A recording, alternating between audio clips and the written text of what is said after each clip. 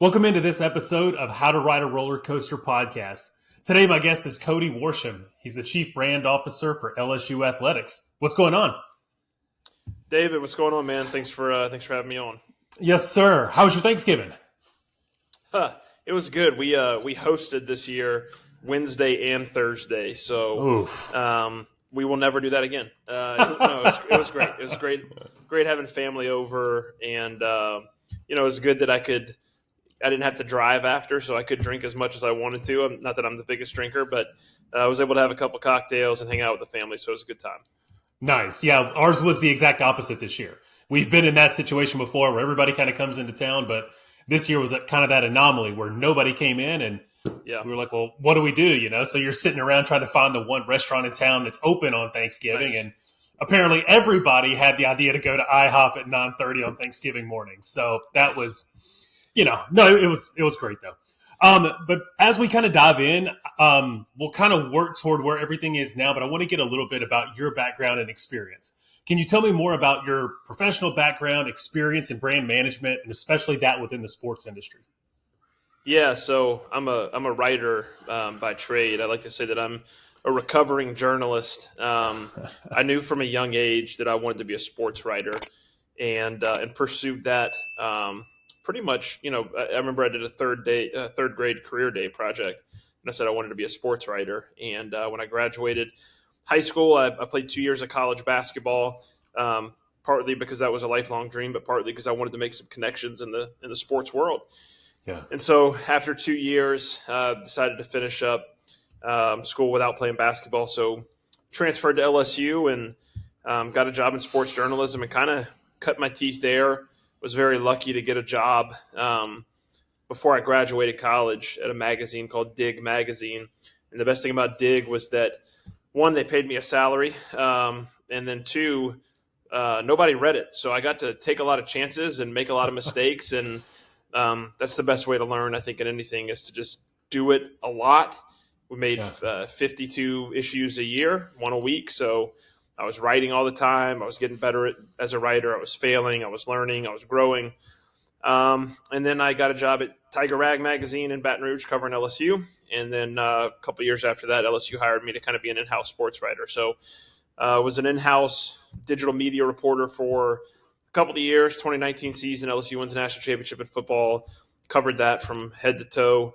And then post-COVID, as athletic departments started getting more efficient and making changes, I moved from a content creation role to more of a strategic communications role. So since then, I've kind of evolved into that. It's been a great marriage of kind of the storytelling skills that I developed as a journalist, but combined with sort of this strategic data-based thinking that's kind of always been how I think and how I see the world. And so it's been fun. It's been, same thing as Dig.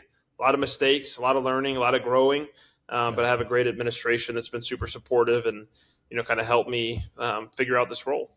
Is that combination of data and the storytelling side, is that really what kind of drove you or kind of opened your doors into more of the brand side as opposed to staying in the writing side?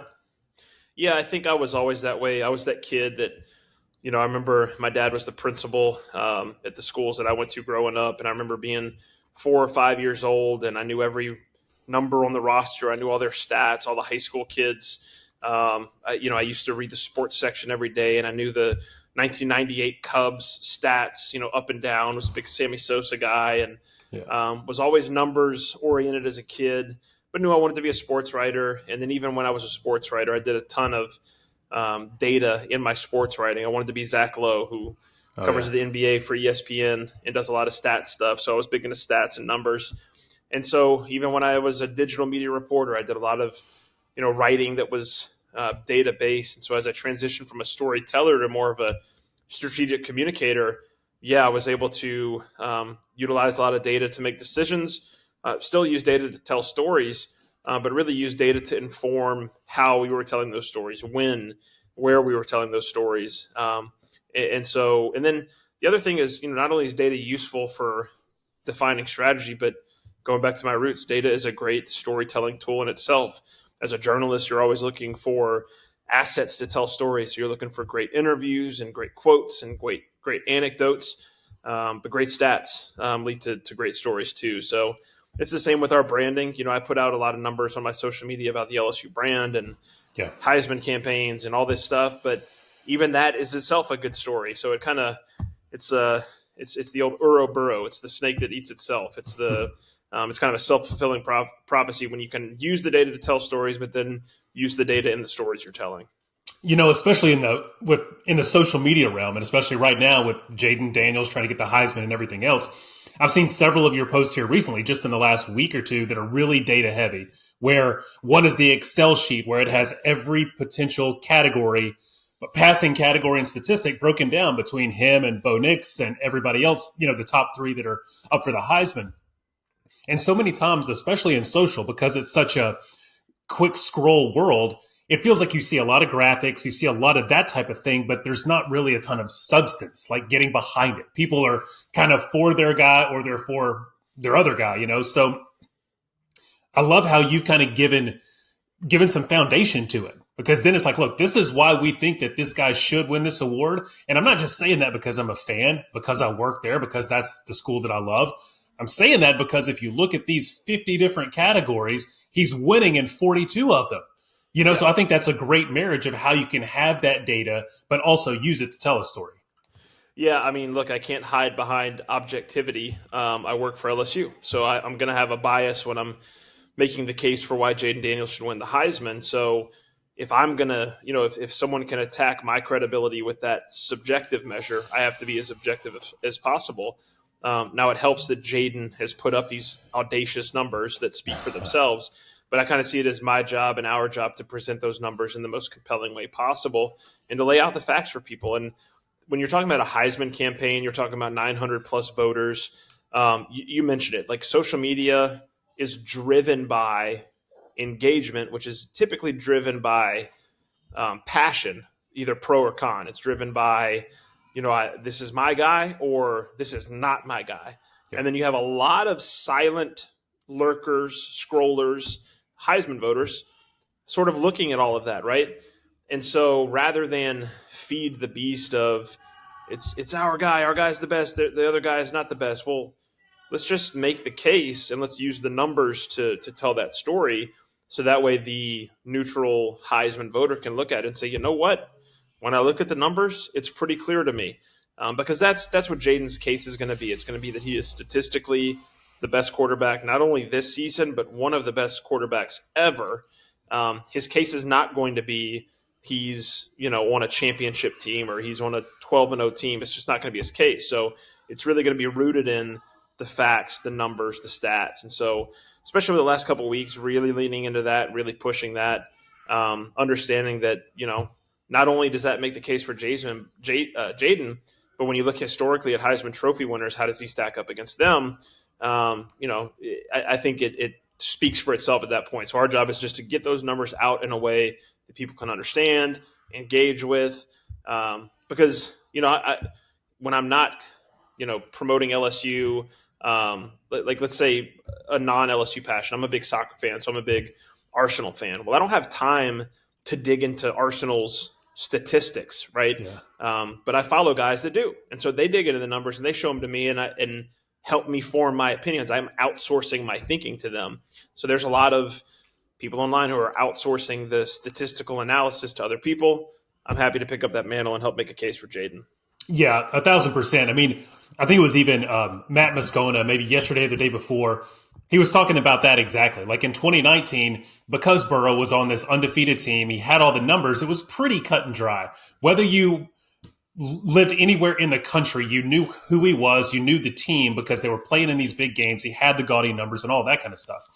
But I mean, I can't lie. I haven't watched every Bo Nix Oregon game this season. So I don't look at it through that lens. I look at it through the lens of the games that I watch. But I think, like you said, having that context put around it where it's not so much I'm only for this guy because that's my guy and I have my team blinders on, you kind of help make that case for, look, if you're just the casual person that watches football on a Saturday and not really sure because you live in Kentucky and you don't watch LSU games, let me just kind of make a case for this person based on these numbers. And I think, like you said, that's a great way to marry data and storytelling. Yeah, I mean, that's another thing. Like I was just talking about, I don't have time to look up every stat for a soccer team that I follow.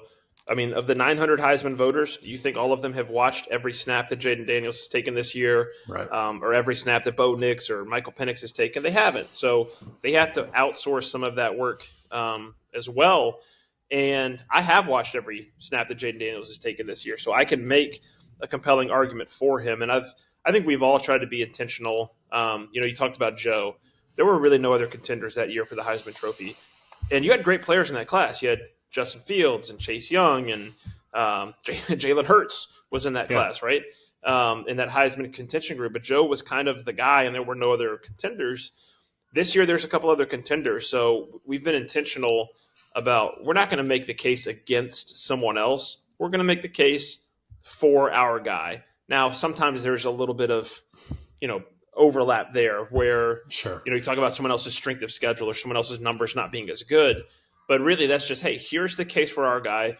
His numbers in this area are better, and it's not like it's complicated. With Jaden, it's pretty easy. Total yards, touchdowns, yards per play, rushing passer yards, efficiency, NCAA rating, rushing yards. It's not like we're sitting back and, coming up with this master plan that no one else could. It's pretty clear. It's just taking that obvious stuff and packaging in a way that the people who maybe aren't familiar with it or haven't followed LSU as closely can pick it up pretty quickly. I couldn't agree more. And so let's kind of shift it a little bit more on the brand side of things.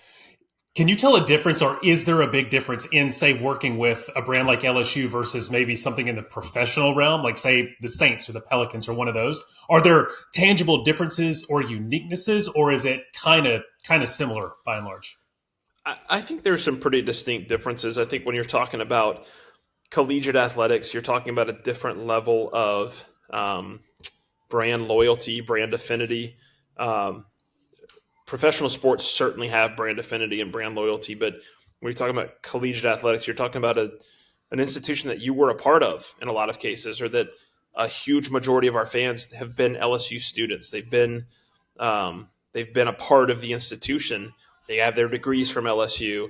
Their family went to LSU. So there's a much deeper connection in that regard than a professional team that you happen to like because your favorite player is there, or because, hey, it's your hometown team and you followed them forever. You grew up in New Orleans. You're a huge Saints fan. Like, I get that. I think institutionally there tends to be, we say forever LSU. I don't know that you can say forever New Orleans Saints, right?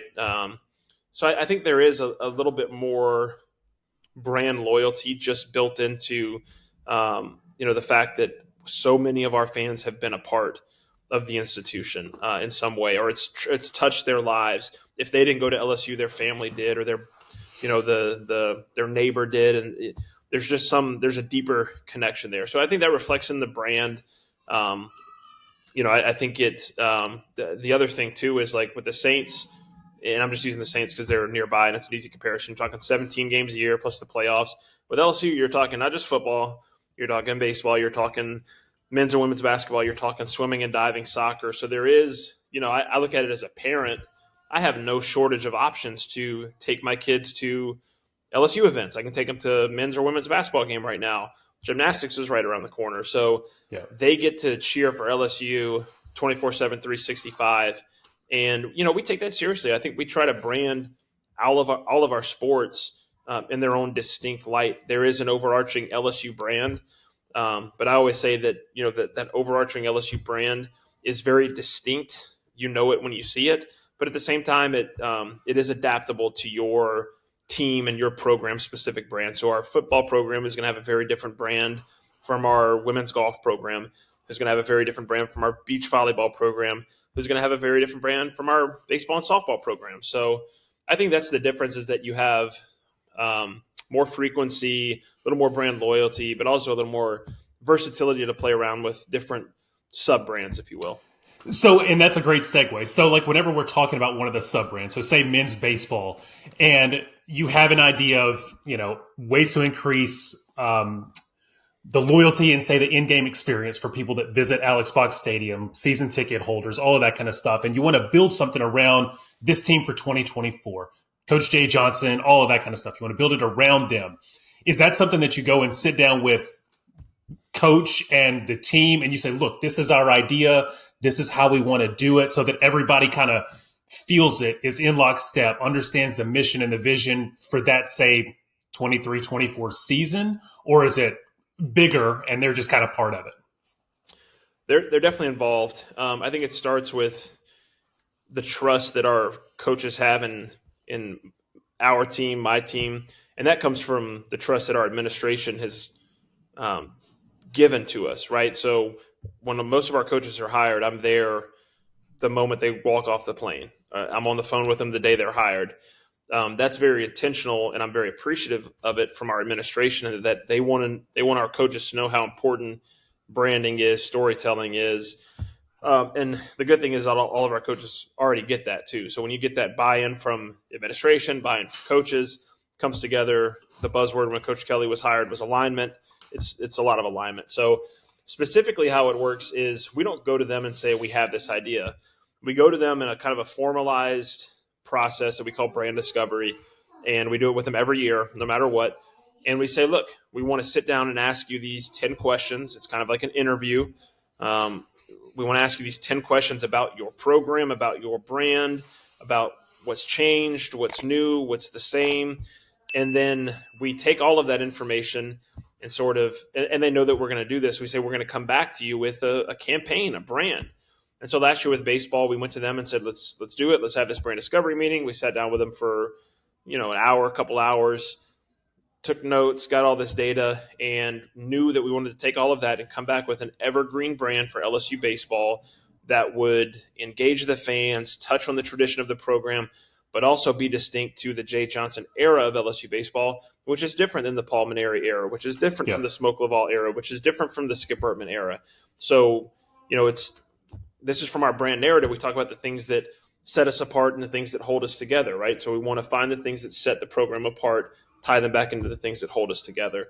And so with LSU baseball, we came up with a powerhouse. It was a team collaborative effort that touched on the fact that this is the premier program in college baseball that can power not only your national championship dreams as a player or your dreams of supporting a national championship team as a fan, but for the players that come in, it's going to power your dreams to be a professional baseball player. It's going to power your dreams to get better at your craft, power your dreams to have a great career after baseball is over. So we talked about power arms and power bats, but also the ability the power of Alex Box on a Friday night. And it kind of all came together. We go back to the baseball program with it. They say, run with it. And so having that trust with them, but also them knowing that we're working really hard on it. We're thinking about it all the time. We care about it. We're passionate about it. We're invested in it.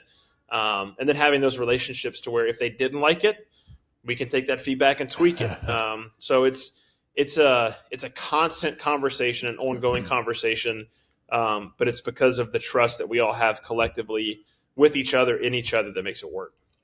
In the world of kind of like NIL and everything else, how everything is changed, even from say 5 years ago, when you have like these larger than life personalities and influencers and all of that kind of stuff. How does that change what you guys do? I mean, you're so focused on the brand, you're so focused on the core LSU foundational brand. How do we almost kind of make sure that not that the sum gets bigger than the parts or anything like that, but how do you make sure that that everybody is staying loyal to the LSU brand? It's a great question. I think the great thing is that the LSU brand was already well established before any of us got here, before I got here, before Scott Woodward got here, before any of us got here. There were a lot of great people, from the Herb Vincents and Paul Manassas, and there's these legends of LSU athletics. Michael Bonnet, who's still there, has been there for forever. Kent Lowe's, Bill Frankez's. There's been a lot of people over the years, Jason Fierman, who have worked really hard to build this brand up to where it is. So it starts with being very fortunate to have that platform and that brand that's already established.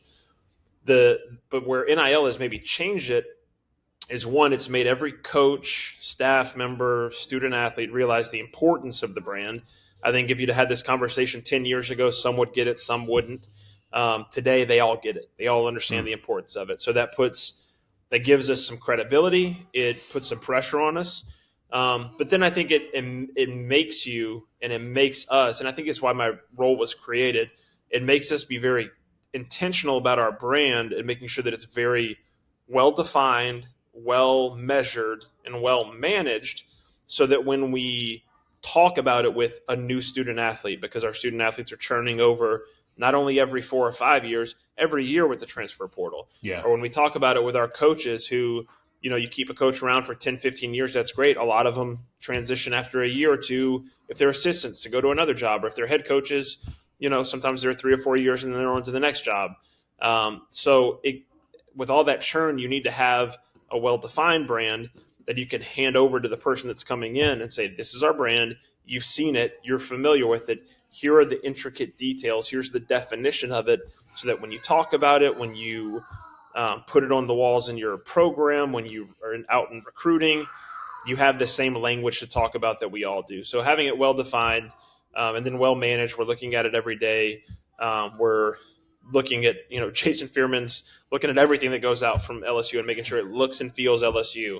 Yeah. Brandon Barrio's looking at everything that goes on social media and making sure it looks and feels LSU. Michael Bonnett's looking at everything that's in the media talking about LSU and making sure it feels and looks LSU. So managing it on a day-to-day basis, and then measuring it, looking at the data. Where are we resonating? Where are we not? What messages are we sending that are working? What messages are we sending that are not working? The ones that are working, let's do more of them. The ones that are not working, get rid of them and move on to something else. Let's look at our competitors. What is working for them? What can we spin off of them? What can we do that's a complete 180 from what they're doing? Having that constant measurement source and that constant feedback loop helps us make better decisions, helps us think outside the box, or helps us look at what someone else is doing and saying, you know what, we can do that too, or we can do it better. So I think it's those three things, being able to define it, manage it, and measure it, that are really, really important, especially in the NIL era. Are there KPIs that you guys measure against? Or, how do you know if, based on engagement, or is it conversations back and forth, shares, that kind of thing? I guess it depends on the media that you're using. But how do you define what those parameters are and make sure that you're tracking how you want to? Yeah, it shifts. Last year I was really big on engagement, reach, impressions. I wanted to see those. The way that I explained it to everybody was I wanted to look from the outside in. So how many people can we reach? What's the broadest possible audience we can reach? Then how many of those people that we're reaching can we actually catch their attention in the form of an impression? And then how many of them can we capture their hearts through an engagement, right? And that was great, and we had huge numbers last year. But then we looked at it this year. We looked at all the work that our creative staff was doing and how much they were churning out and how hard they were working, and some of the things that were working for them and not for them. And we kind of looked at it this year like, okay, all of those numbers were great, and we still want to build on those, but we also want to make an impact. We want to make people feel things, right? So that's something you can't measure as effectively. You can't measure the tear-jerking video. You can't measure, how excited someone got about it. Yeah, you can see some of that in engagement. You can see some of that in comments, retweets, whatever. There is some qualitative analysis that we can do too. But at the same time, I've kind of flipped it on our creative staff and said, make something that makes you feel something. Because as the creator, if you feel something, the audience is going to feel something. So I'm less worried about, we still look at it, of course, every day. I'm less worried, though, about, are we fifth in engagements this month? Are we first in engagements? I still care. But I want to know, hey, how many things did we make that made you feel something, that made me feel something, how many times did I get a text from somebody that was like, this was unbelievable, right? How many times did a coach call me and say, that video, phenomenal, that graphic, more of that, right? So we've shifted from hard data engagements. How do we keep pushing this to, that stuff's important, but let's also trust our intuition and trust our creative abilities.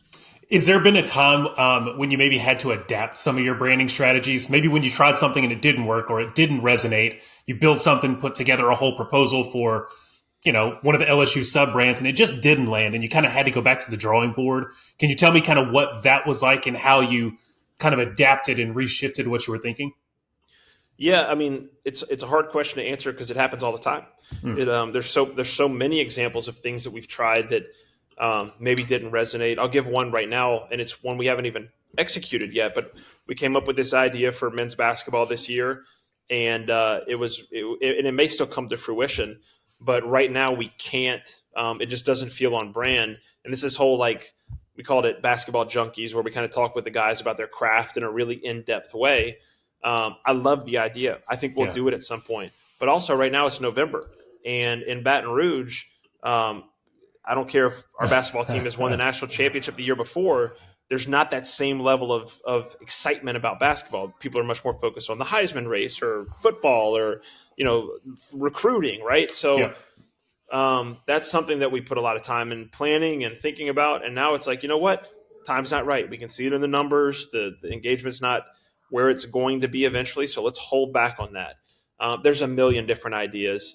Like the powerhouse for baseball is a good example of one that there wasn't unanimous buy-in internally on that. We had some people who loved it. We had some people who were like, don't like it, don't get it, don't like the visuals. We're not for it, right? And I like that as somebody that's overseeing all of the creative and all of the messaging. I want people to have those disagreements because the conversations you have in those disagreements, if they are done respectfully and done with the best interest of LSU in heart and not your own selfish interests, lead to better ideas. So some of the conversations we had about concerns with the powerhouse actually led to better ideas for the powerhouse later. And so that's the beauty, is that I don't expect anyone to bat 1,000. I don't expect anybody to get it right every time. I don't get it right every time. I probably get it wrong more than I get it right.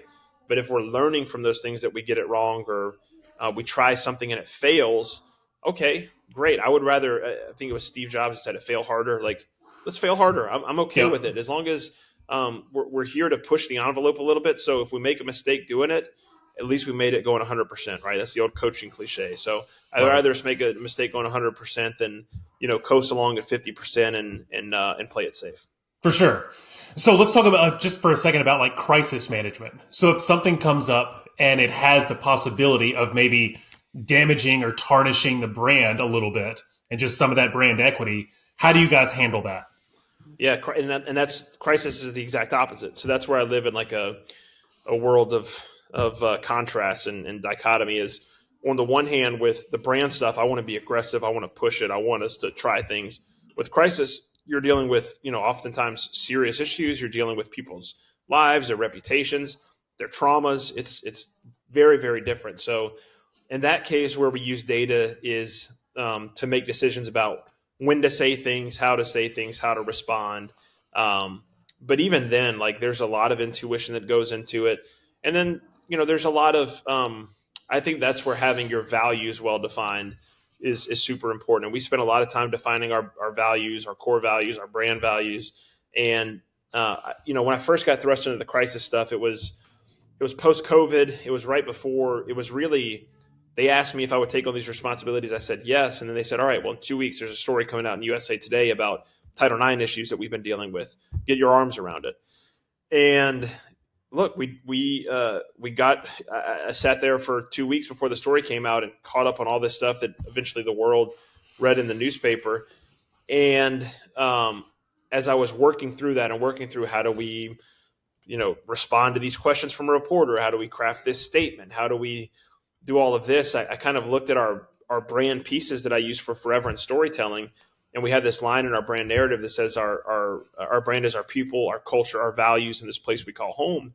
And I looked at that word values and I was like, what are our values? Have we defined them? Have we laid them out? Have we worked on this as much as we worked on our brand? And it's no one's fault that we hadn't done that because we had never dealt with a crisis. And that's the flip side of a crisis. I read this one time, the Greek word or the Greek roots of crisis is literally, it means a turning point. And when you have a crisis, a lot of times you can learn from it and grow from it and realize things that you didn't realize before. We didn't realize we needed to define our values before that moment. But in that moment, we realized, or at least I did in my role, I can't speak for everyone that was there before me. We kind of all realized at that time, hey, we've got to define these things. So we defined our core values. We spent a lot of time on that. And those are the things that we use in moments of crisis or in the content too. That's one that applies both ways. So it's two very different hats, very different worlds, but at the same time, where they do overlap in that Venn diagram is they start with the values. They start with who we are. And I think that's important. And when you're talking about branding, Wright Thompson is one of my favorite writers. He wrote a book called Pappyland. And in that book, it's about whiskey, but he talks about, he's very disparaging about the word brand. Like he just hates the word brand. He thinks brands are dishonest, right? That's a perception a lot of people have. They think brands are these shallow, deceptive things trying to trick you into making a purchase. Where I come from is I want a brand to be something that you're loyal to and passionate about and that adds value to your life. And that can only be done if there's something substantial to it, something meaningful to it, something values based on it. And so I care a lot about that in the work that we do, whether it's responding to a crisis or creating a piece of content. I want it to start from that values-based core and that values-based foundation. Yeah, and you want it to make you feel a certain way. You go into a certain hotel and you feel a certain way. That's why people stand outside the Apple store, to buy the new iPhone, all of those. And it does feel like the mission, the vision, and the values, and really diving into what do we stand for? Like, what do we really stand for? That's the hard work. Everything else, like the graphics are fine because they're fun, it's creative and all that, but really getting into the nitty-gritty of who are we and why do we care? Why should somebody else care? Why should somebody pay their hard-earned money to come to our baseball game when they don't have to? Those types of things. Who do we want to be? How do we want to make people feel?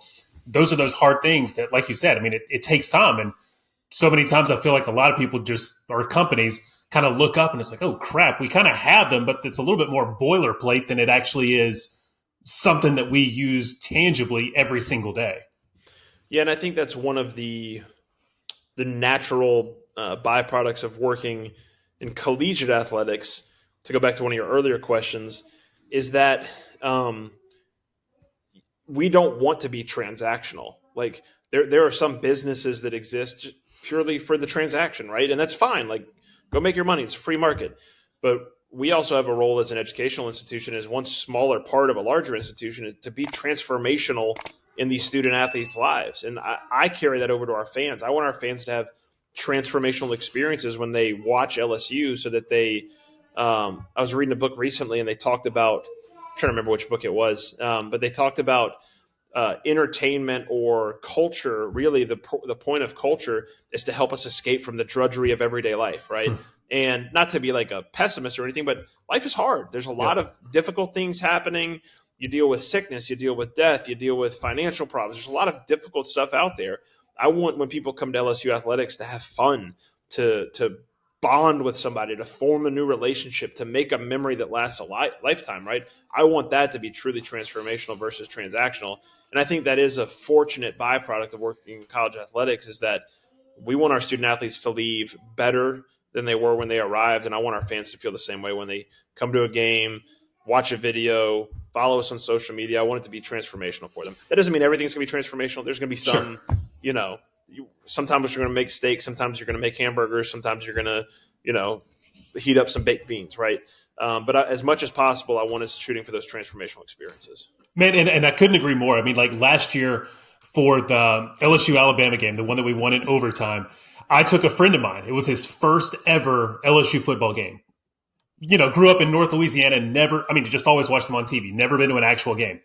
In all the circumstances leading up to it, we're almost kind of like those things where it's like, man, should we really go? I mean, we got into New Orleans, we stayed there and drove to Baton Rouge, and it was pouring rain when we got off, when we got there. And everything was just like, it's just adding to the toughness that was that weekend, But there is nothing in the world that could have compared to that experience that night. And we still talk about every second of it now. We don't talk about, how we got rain poured on us for 2 hours driving and just, everything else. I mean, it was that experience, being there, the Tiger Walk, people coming down, all of that was a first for him. And I was like, well, you couldn't have picked a better game to go to. Don't go, that was pretty much the pinnacle of last year. But I was like, that's what it is. It's the emotion that you felt there, high-fiving somebody next to you when you make a 2-point conversion to win the game. You don't even know those people, but now it feels like you're together and you're bonded. And like you said, I mean, that takes time and effort. And who are we and how do we get there? How do we want people to feel when they come and park and, walk to Tiger Stadium on a Saturday night in Death Valley? How do you want that to feel? And I love that you guys have seen that and really taken the time to develop what those mission and vision and values look like. Yeah, I mean, there's so many things in this world that divide people, and that people are arguing over. And I think sports is one thing that can bring people together in a really meaningful way, like that story you just told. I mean, for me, it was taking my kids to their first LSU game this weekend for the Texas A&M game, and them getting to see, Jaden Daniels on the field and the Tigers scoring touchdowns and the cheerleaders, and they were making fun of the Texas A&M cheerleaders because of their weird chants that they do, right? And we were able to bond over that and laugh about that. And the traffic wasn't great, and the walk to the stadium was far from where we parked. But once you're there, you never forget it. As we said for our Tiger Stadium 100 campaign that we just launched for the 100-year anniversary of Tiger Stadium, the stadium might be 100 years old, but it never gets old when you go there.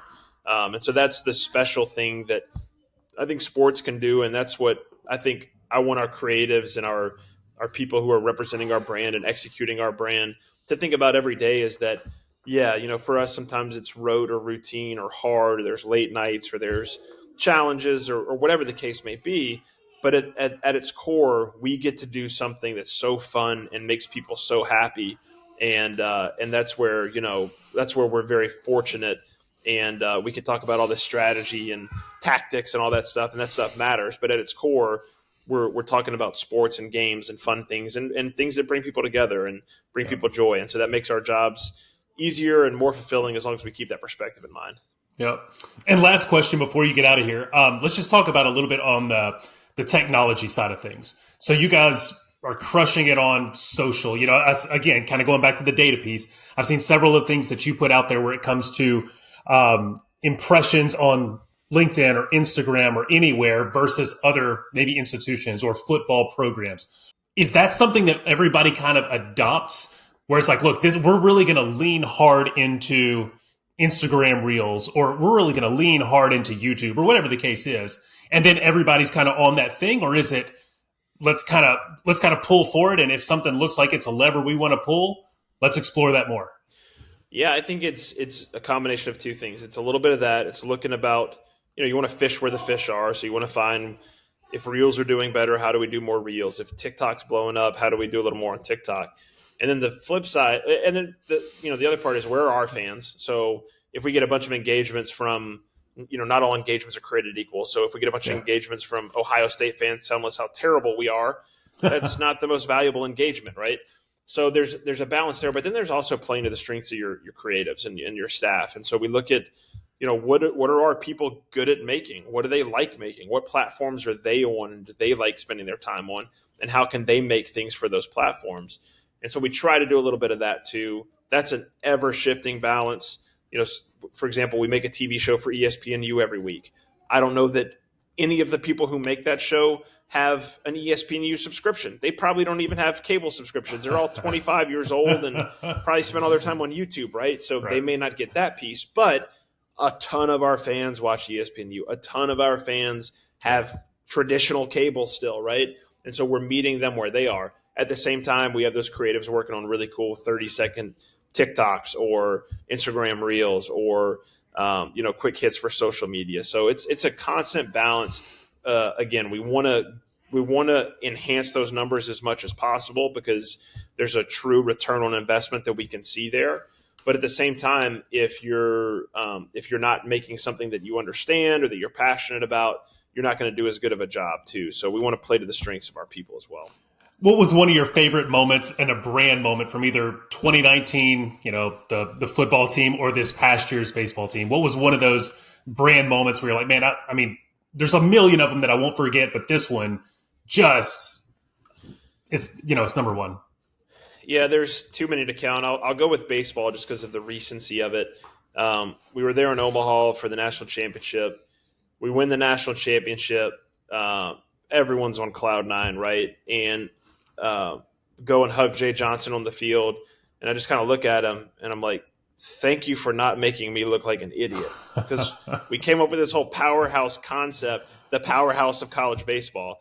Well, you kind of got to win the whole thing when you call yourself the powerhouse of college baseball, because the powerhouse of college baseball doesn't finish number 2 in the country. You can't get bounced in the first round for sure. No. And so he laughed about that. And, that he's a textbook example of a coach that gets it, that cares, that wants the best from us, demands the best from us, but also gives us everything that he has in return too. And so that was a great moment of a coach understanding the importance of it, getting the importance of it. Another cool one recently was women's basketball. We did a documentary for them on their 2023 season.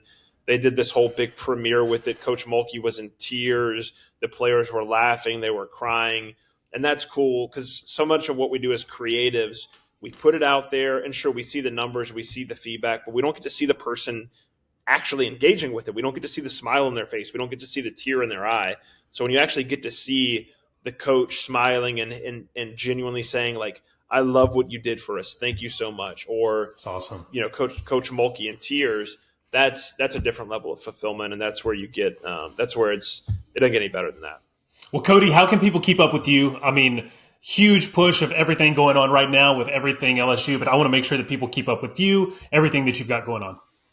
Yeah, I'm on Twitter at Cody Worsham. I guess it's X now. I'm on X at Cody Worsham. I spend most of my social media time there. I've been doing a lot more LinkedIn lately just because I find interesting, like-minded people there. I'm on LinkedIn. You just search my name, you'll find me there. I'm pretty much anywhere on social media, and DMs are open in all those places. If you want to connect and reach out, I'm happy to connect with people. Love chatting with people. So, well, thank you so much for your time. Like I said, fabulous work with everything that you guys, especially with all the push for Jaden. I'm going to go watch part 2 as soon as we end this tonight. Can't wait. Part 1 was awesome. And yeah, thank you again for your time. I appreciate it. Awesome. Enjoy part 2 and then part 3 and then part 4 and all the parts that come out. But yeah, hey, thanks for having me, David. It was great talking with you. Enjoyed it. Thanks for watching. Before you go, be sure to like the video and hit that subscribe button to be notified when the next episode comes out. Until next time.